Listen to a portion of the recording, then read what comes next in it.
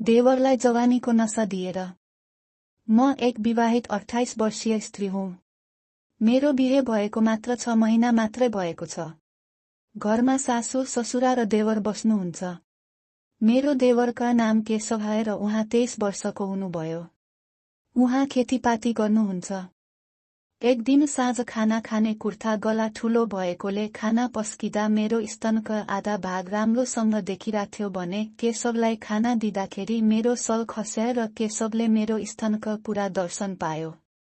मैले सल ठिक गरे तर केशवले त सब देखिसकेको थियो। केशव खाना खाँदा घरिघरि मेरो स्तनमा हेरिरहेको थियो। मलाई हल्का रमाइलो लागिरहेको थियो। खाना पछि सब यताउताका कुरामा व्यस्त भए पनि केशव मलाई नै हेरिरहेको थियो। म नि केही थाहा नभए जस्तै गरी केशवलाई सजिलो होस् भनी उसका अगाडि बसेर कुरा सुन्न थाले। हाम्रो र केशवका कायठा सँगै थियो जहाँबाट मेरो कायठाभित्र हल्का देखिन्थ्यो। केशव आफ्ना कायठामा यसरी बसेको थिए कि ऊ सब मेरो कायठामा देख्न सक्थ्यो। मैले सोचे कि आज देवर बाबुलाई हल्का नशा त दिनै पर्यो, त्यसैले म पनि कायठाका ढाइका बन्द गरेझै गरेर आधा ढाइका खुल्लै गरेर लुगा फेर्न थाले, जुन केवल केशवले मात्र देख्न सक्थ्यो।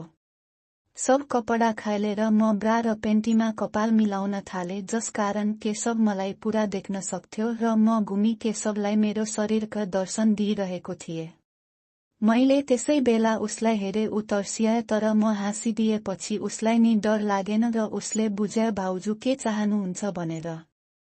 भाइली पल्ट बिहानै मेरा बुढा र ससुरा कामका कारण बजारमा जानुभए र सासुआमा नि भजन मण्डलीमा जानुभए।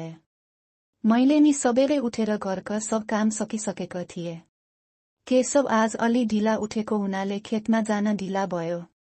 सायद केशव पूरा रात मेरै बारे सोचिरहेको थियो। म नि सब काम सकेर बाहिर भइरहेको थिएँ।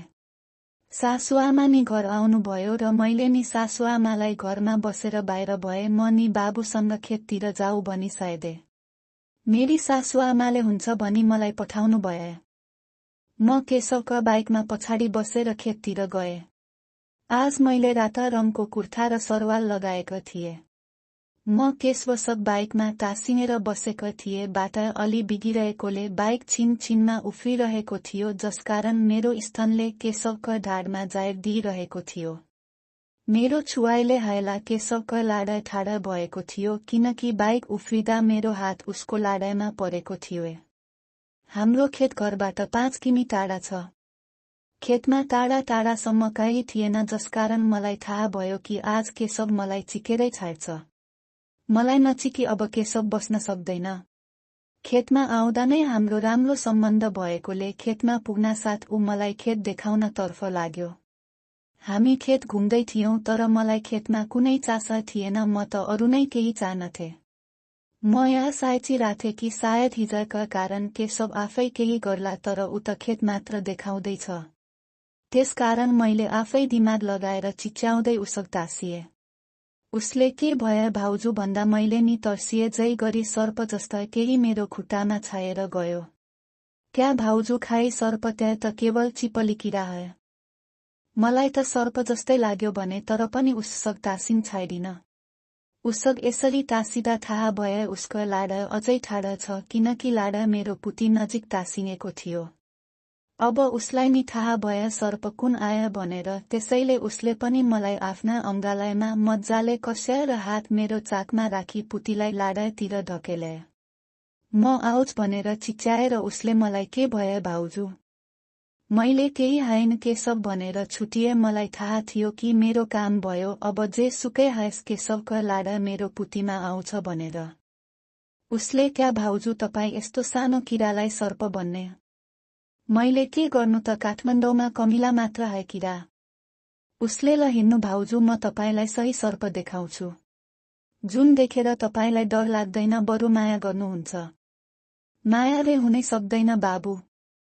उसले हुन्छ के भाउजू, एकचोटि त हेर्नु माया गर्नुहुन्छ।